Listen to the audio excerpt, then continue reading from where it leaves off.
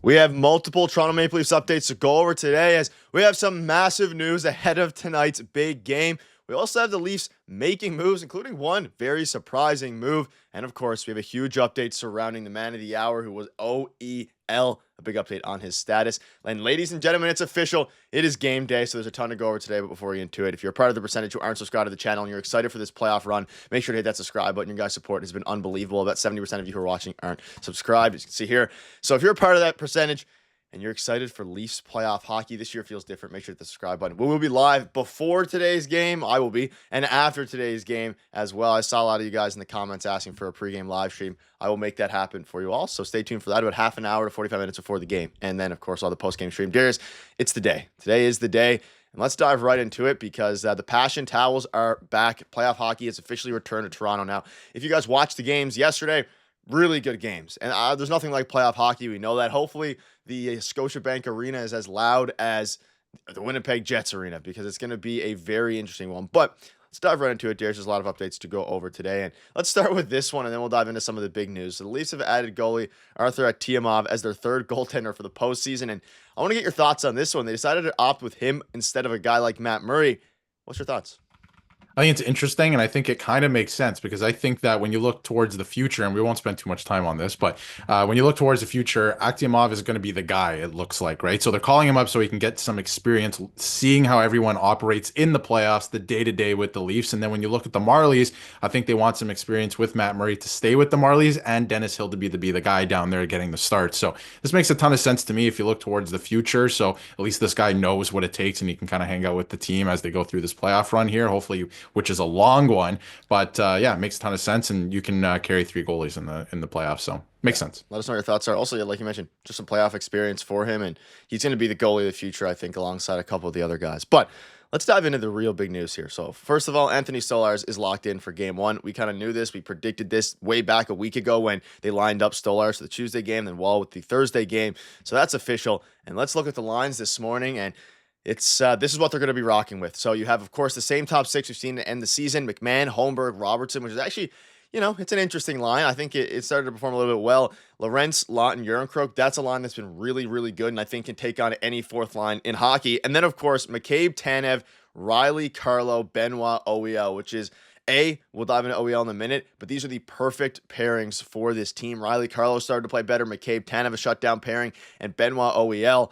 So Darius, it's obviously a little bit nerve-wracking. I'm seeing some sentiment of some fans that for the first time in like a decade, they're not really nervous. They're more excited because we're confident in the team. We'll dive into that in a minute. What are your thoughts on the line? Sorry, and of course the blue line, which you can see one particular player is right back out there today.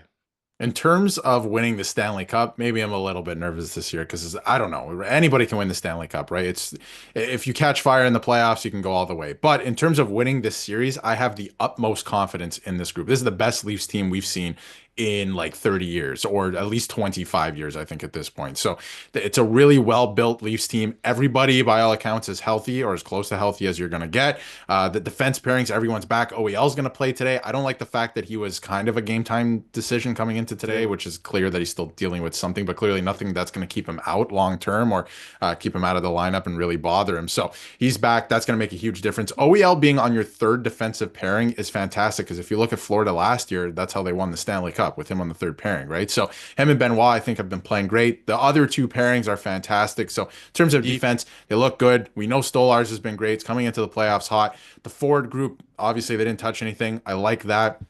I like the way the second line's been playing. Like you said, that fourth line's been really, really good lately. So, don't touch what isn't broken. If they go through this series and maybe they lose tonight or, game two is a disaster or something, because that can always happen. Maybe you make some changes. I could see Pacioretty, if they win the first two games, they're not going to change anything down the stretch. That's for sure. But if something goes kind of wonky here in the first two games, I could see Pacioretty coming in on the road when they go to Ottawa. So that's going to be something to keep an eye on if anything does go, really off the rails here. But nothing suggests to me that they're going to have a hard time here in this series. Like, I don't think that it's going to be a sweep, but I don't think they're going to have a hard time in the series. And, I don't think that, anything suggests that this team is going to come to this game and kind of have a hard time with Ottawa either. Like, they've been absolutely rolling, so I expect them to get off on the right foot. Yeah, and You think back to, of course, last year, how they ended the regular season compared to this year, it's night and day. And also, I think, you look at the Dallas Stars who ended up, I think, 0-5-2, seven straight Mhm. losses heading into the playoffs, and that carried into them the momentum at home against the Colorado Avalanche. So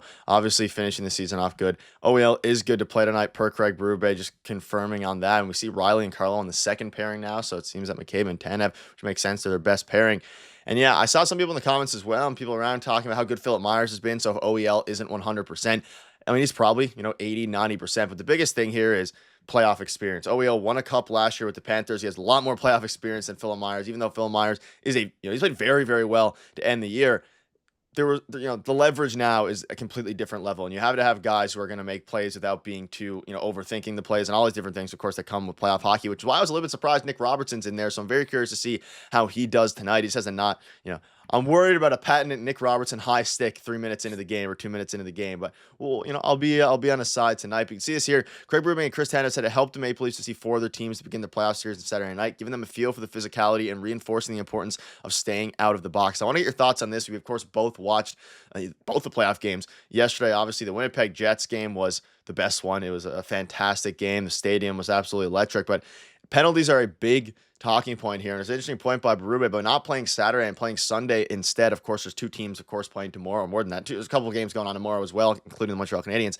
The team maybe gets a feel for A, how the refs are going to be calling the game because it's very different than the regular season, and B, what to expect. And hopefully, the fans who are going to the game tonight can take a little bit out of Winnipeg's book and hopefully be as loud as them, which might be a little bit of wishful thinking because of how crazy the Winnipeg Stadium is. But I think it's going to be I think the crowd's going to be very fired up tonight.